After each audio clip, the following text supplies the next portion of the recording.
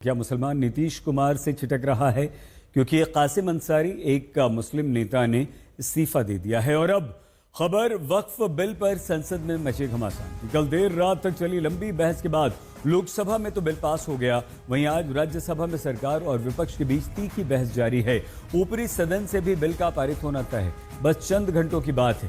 कल जेडीयू ने बिल का खुलकर समर्थन किया था, तो वहीं आज तेजस्वी यादव ने नीतीश कुमार को घेरने का प्रयास किया। और जो अपने आप को सेकुलर नेता जो कहते थे, उनका कहीं ना कहीं पर्दाफाश जो है हुआ है। हम लोग जो है इसकी लड़ाई जो है अपनी विचारधारा की लड़ाई हमेशा लड़ते रहे हैं, और इस बार जिन लोगों ने बिल का समर्थन किया है उसको बिहार की जनता जो है उनको जवाब देगी। अरे जेडीयू को और नीतीश कुमार को आपके सेकुलरिज्म के सर्टिफिकेट की आवश्यकता नहीं है, उसकी आवश्यकता नहीं है। आपको हम एक बात बता देते हैं, सेकुलरिज्म की आपकी परिभाषा है समाज को वोट के लिए बांटो, भावना की राजनीति करो और वोट लेके देश पर राज करो और राज करो। यह आपका सेकुलरिज्म का परिभाषा है। नीतीश कुमार जी का और जेडीयू के सेकुलरिज्म की परिभाषा है कि बिना कोई विवाद किए हुए काम करो, समाज के हर वर्ग के लिए काम करो। आपने तो इस देश में बहुत दिन शासन किया। आप वक्फ संशोधन बिल पर राज्यसभा में बहस चल रही है, लेकिन इससे पहले लोकसभा की तरह राज्यसभा में भी आज तीखी बहस देखने को मिली, जहां सरकार बिल के फायदे गिना रही है तो विपक्ष बिल में कमियां निकाल रहा है। हम यहां डिस्कशन का हमारा ऑब्जेक्टिव क्या है?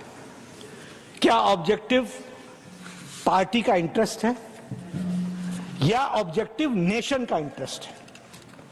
हमको दोनों के बीच में तय करना है। मैं अपनी सरकार के बारे में मोदी जी के नेतृत्व में ये डंके की चोट पर कह सकता हूं कि यह बिल नेशन के इंटरेस्ट में है और उसके लिए हम लेकर के आए। यह किसी पार्टी के इंटरेस्ट में नहीं है, यह किसी पार्टी के इंटरेस्ट में नहीं है, यह किसी वोट बैंक को सेटिस्फाई करने के इंटरेस्ट में नहीं है, यह देश के इंटरेस्ट में है। एक भी सदस्य, दोनों सदन में सिर्फ एक सदस्य गुलाम अली को छोड़ के एक भी सदस्य आपका मुसलमान नहीं है। आप मुसलमानों का भला कर रहे हैं, आप मुसलमानों का भला कर रहे हैं। पूरी सरकार में एक मंत्री आपका मुसलमान नहीं है, आप मुसलमानों का भला कर रहे हैं। दो नेता अपने घरों में आपने बैठा दिया, मुख्तार अब्बास नकवी, शाहनवाज हुसैन, दोनों की राजनीति आपने खत्म कर दी। आप मुसलमानों का भला कर रहे हैं। को लेके आके कम्युनल पोलराइजेशन करने का काम कर रहे हैं। आप कह रहे हैं कि हम अपील कर रहे हैं, आप पोलराइज करना चाह रहे हैं। पूरे देश को, पूरी दुनिया को पता है पोलराइजेशन देश में होता है तो किसका फायदा होता है करके। जहां हजरत मोहम्मद साहब कहते हैं, एक भी पैसा अगर किसी को दो तो उसको लिखो, उसका उदाहरण दो, उसका विटनेस बनाओ, ताकि ताकीद रहे कि कल तुम्हारे देने को कोई चुनौती न दे पाए। एक भी पैसा दो तो लिख दो। और तुम कहते हो कि तुम्हारे पास ये सारी संपत्तियां हैं जिसका कोई लिखित रिकॉर्ड नहीं है, फिर भी वक्त है। मेरे एक भी सवाल का जवाब, मैं उस कमेटी की बातों को बोलता नहीं, लेकिन चूंकि इन्होंने कमेटी का उल्लेख कर दिया इसलिए मैं इन्हें एक्सपोज कर रहा हूं। मेरे एक भी प्रश्न का जवाब ये लोग नहीं दे पाए, खाली मुझे कहते थे कुरान पढ़ते हैं मौलाना है, कुरान पढ़ते हैं मौलाना है। अरे कुरान मैं पढ़ता हूं, तुम तो मुसलमान हो, बचपन से पढ़ते हो ना। मैं पढ़ूं और बताऊं कुरान में क्या लिखा है? मार हो जाएगी, मार। ये हिंदू की भलमनसाहत है जो कुरान पढ़ के तुम्हें बताता नहीं है। वक्फ प्रॉपर्टी जो है ये तो आप जानते ही है, इसको कोई भी प्रॉपर्टी हो उसका एक टाइटल होने के लिए कोई डॉक्यूमेंट चाहिए, कोई रजिस्ट्रेशन चाहिए, कोई प्रूफ तो चाहिए। अगर वक्फ बाय यूजर के नाम में अगर हम वर्बली कह देंगे कि इतने साल पहले, 500 साल पहले हमारा बाप दादा या फलाना ने ऐसा किया था, ये जमीन, ये हमारा वक्फ जमीन है, तो ठीक आप क्लेम कीजिए, मगर कुछ तो दिखाना पड़ेगा सर, कुछ डॉक्यूमेंट होना पड़ेगा। तो वक्फ बाय यूजर, ये जो हमने ऐसे आप आर्बिट्ररी नहीं कर सकते हैं। साथ साथ सेक्शन 40 में वक्फ बोर्ड किसी भी जमीन को अगर क्लेम करता है तो सीधा सीधा वक्फ बोर्ड डिक्लेयर किया जाता था, उसको हमने हटा दिया है।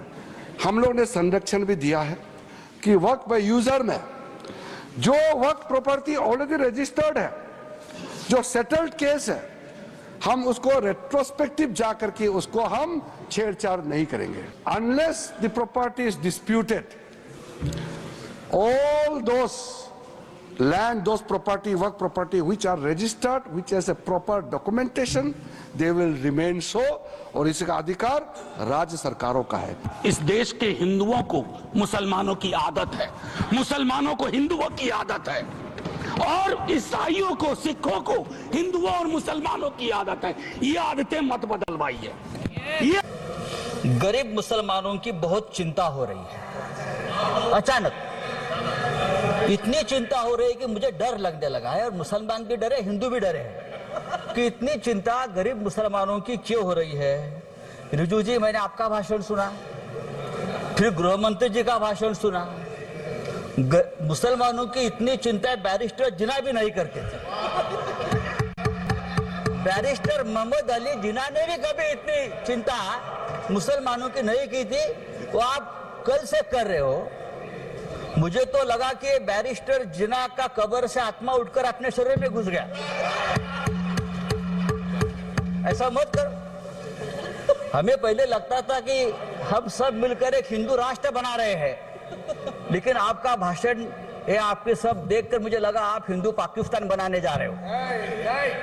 ये कल बीजेपी के सांसदों ने कांग्रेस के कार्यकाल का इतिहास याद दिलाया, जिसमें 2013 में बिल को लिए गए निर्णय का उल्लेख हुआ, जिस पर आज एक बार फिर से विपक्ष ने प्रश्न खड़े किए, तो गृह मंत्री अमित शाह ने उसका जवाब दिया। कोर्ट में बिल्कुल रिव्यू कर सकते हैं। अगर कोर्ट में रिव्यू नहीं कर सकते, अगर कोर्ट में रिव्यू नहीं कर सकते, तो हाई कोर्ट में और सुप्रीम कोर्ट में उसके इतने केसेस कैसा हो रहे हैं, कितने केसेस कैसा हो रहे हैं हाई कोर्ट में और सुप्रीम कोर्ट में। माननीय गृह मंत्री कुछ कर दे प्लीज। मान्यवर, मैं सदस्य को बीच में टोकना नहीं चाहता, शायद वो भोले भाव से गलत इंफॉर्मेशन सदन के सामने रख रहे हैं, तो मैं थोड़ा करेक्ट करना चाहता हूँ। मान्यवर, please please, chair has given time. क्या कह रहे हैं आप रमेश जी? क्या कह रहे हैं? मैं मान्यवर, प्लीज प्लीज, मान्यवर, बोलो। जो डिस्प्यूट है वो इतना ही है कि अगर ट्रिब्यूनल के फैसले से कोई असंतुष्ट है तो ये भूमि का मामला है, इस पर सिविल सूट होना चाहिए। सिविल सूट में अधिकारों के बहुत वाइड रेंज होती है। इन्होंने इस पर अपील का प्रोविजन 2013 के कानून में रखा ही नहीं है।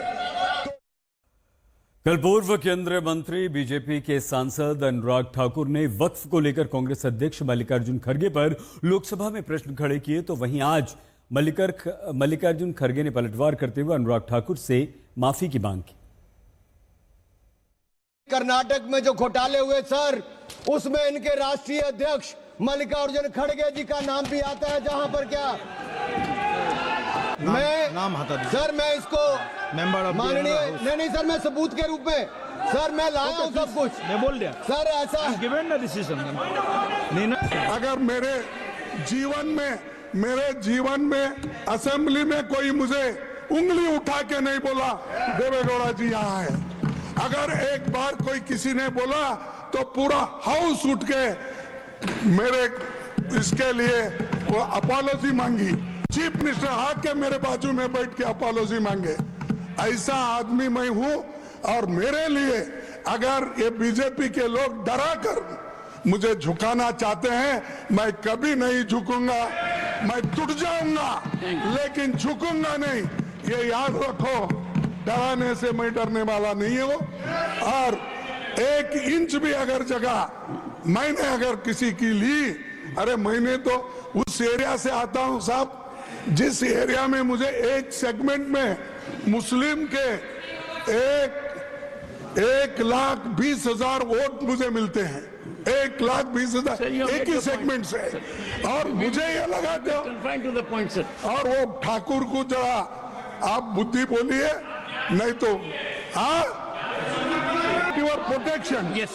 I want your protection. Yes, He should apologize. I would. On behalf of him, the leader of the house should apologize. शंखनाद में आज के लिए बस इतना ही। आप प्लीज अपना बहुत ख्याल रखिएगा। देखते रहिए आज तक।